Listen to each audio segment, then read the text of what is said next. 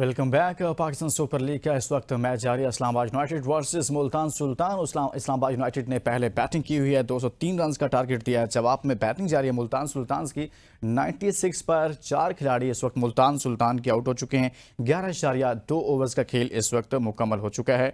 अगर बात करें आज के मैच के हवाले से तो मुल्तान सुल्तान अभी तक तो ठीक चल रहा है, लेकिन कुछ मुश्किलात का शिकार भी है। आज हम कुछ बात करेंगे, अपने पैनल के सामने रखेंगे।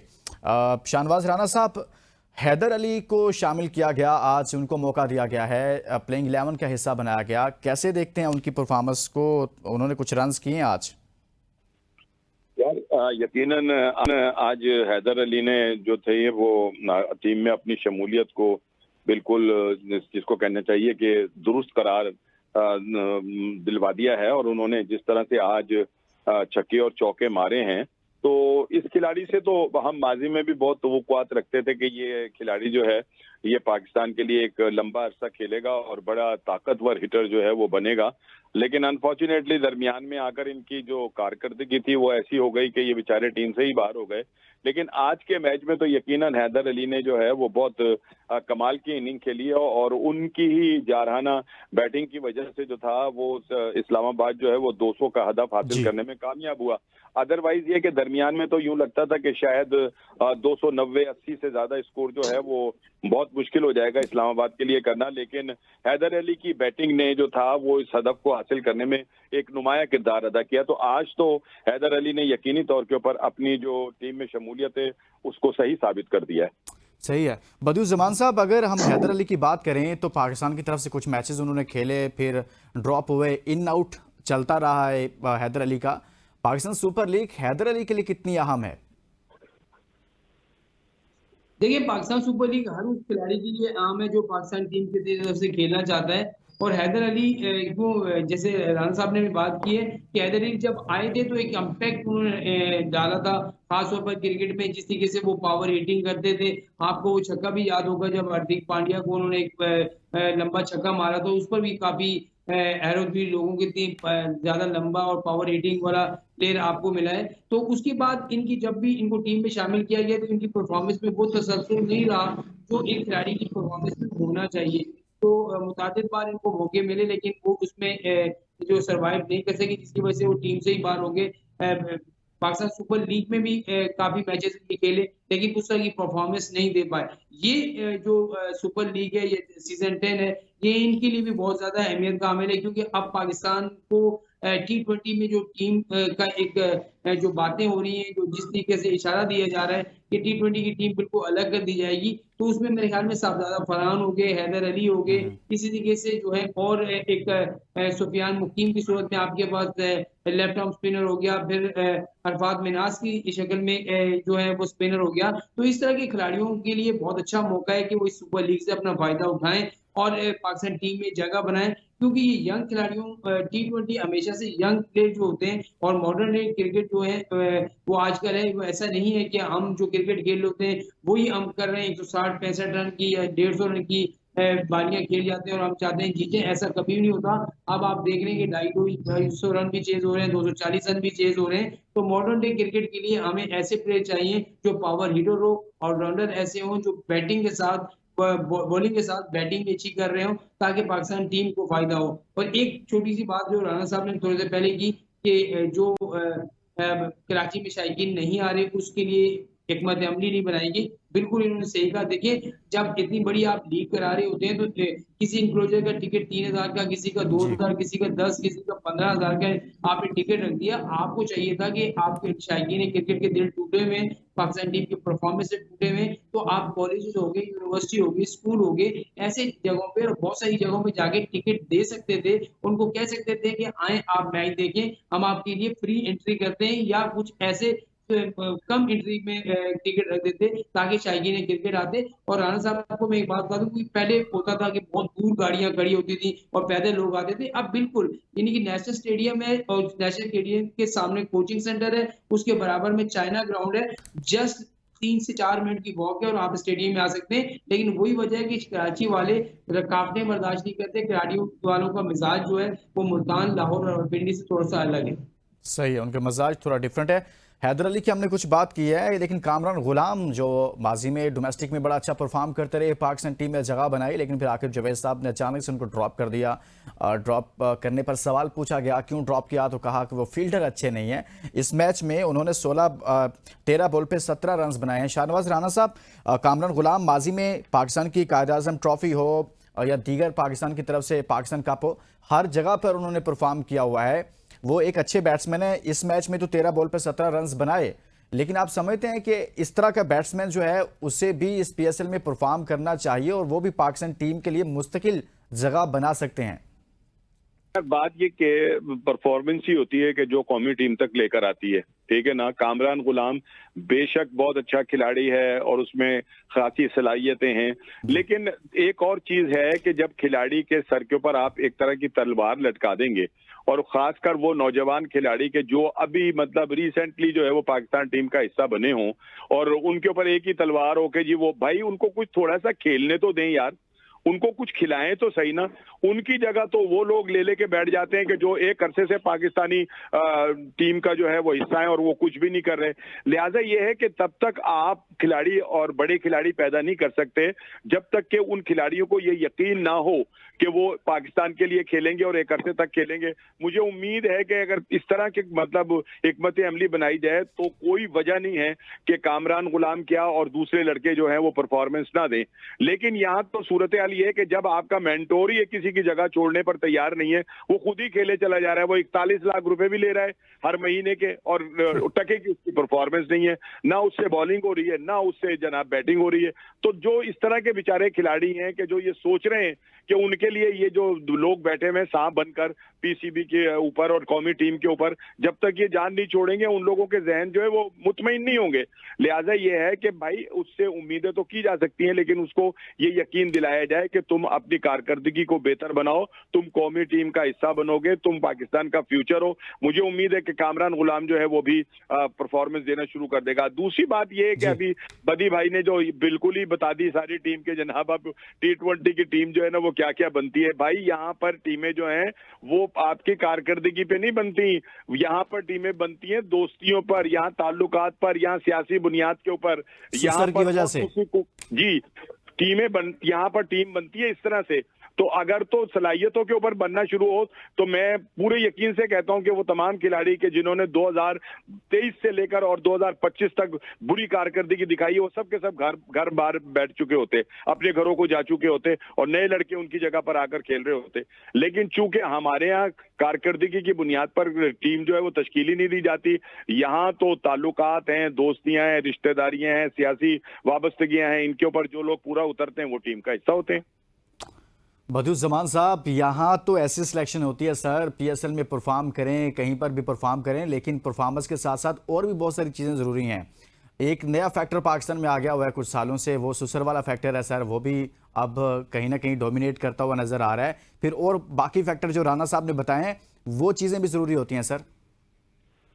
बिल्कुल ऐसा ही है, बिल्कुल ऐसा ही है, क्योंकि दो तुम्हारे दो मेरे, ये पॉलिसी जो आज से नहीं चली, ये पॉलिसी बहुत पहले से चल रही है। कोई दो सिलेक्शन कमेटी वालों के होते हैं, दो जो हैं वो बोर्ड के होते हैं, दो जो होते हैं फ्रेंचाइज के होते हैं, दो किसी और फ्रेंचाइज के होते हैं। तो ये मिलकर टीम बनती है, चाहे वो परफॉर्मेंस हो या ना हो। इस चीज से हमें निकलना पड़ेगा। देखिए दुनिया की क्रिकेट को आप देखें तो वो आप एक खिलाड़ी को जो है उस वक्त मौका देते हैं जब तक वो मेच्योर हो जाता है, वो पाकिस्तान उनकी जो कौमी टीम होती है उसके मुताबिक उसकी जो सर्विस नहीं आती उस वक्त उसको टीम में शामिल नहीं करते। और जब टीम में शामिल करते हैं तो उसकी परफॉर्मेंस ऐसी हो रही होती है कि वो हर जगह जाके परफॉर्म कर रहा होता है। हमारे यहाँ ऐसा नहीं है। हमने अभी टेस्ट कैपें बांटी हैं, हमने वनडे कैप बांटी है, हमने T20 कैप बांटी है। जिस तरीके से कैपें बांटी जा रही हैं ये बांटना छोड़ दें, बल्कि उनको चांस दें जो बिल्कुल डिजर्व करते हैं, जो परफॉर्मेंस दे रहे हैं। और आपने बिल्कुल सही कहा, शोएब मलिक आप नाम में लेके कहता हूँ कि 43-44 साल की उम्र में आप ख्वाजा नाफे का जो हक मार रहे हैं, आप एक नौजवान खिलाड़ी जो बाहर बैठा हुआ उसका हक मार रहे हैं।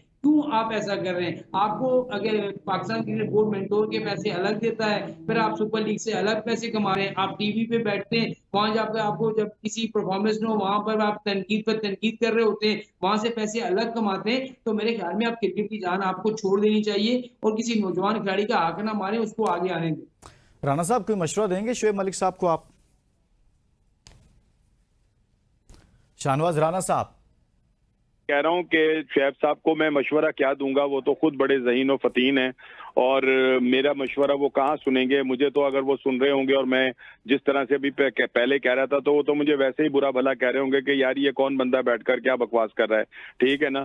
तो उनका वो मशवरा तो मेरा ख्याल है क्या मानेंगे, लेकिन अगर वो कभी खुद अपने अंदर झांक कर सोचेंगे कि वो वाकई जो कुछ कर रहे हैं उससे किसी एक हकदार नौजवान का हक मारा जा रहा है, तो मुझे यकीन है कि वो शायद अपने रवैये के ऊपर जो है वो तब्दीली लेकर आए। बाकी तो मैं ये समझता हूँ कि उन्हें मशवरे की कोई जरूरत नहीं है, वो इंतहाई ज़हीन और पढ़े लिखे आदमी है। सर कोयटा मुल्तान सुल्तान्स मुश्किलात का शिकार हो गया है। कैप्टन भी आउट हो चुके हैं, 5 खिलाड़ी उनके आउट हो चुके हैं 120 पर, और अब 42 पर 83 रन चाहिए। Iftikhar Ahmed not out crease पर मौजूद हैं, 7 बॉल पर 10 रन उन्होंने बनाए हैं। बदियुज़्ज़मान साहब, मुल्तान के हाथ से मैच निकल चुका है या आपको लगता है नहीं अभी बाकी है, अभी इफ्तिखार साहब मौजूद हैं?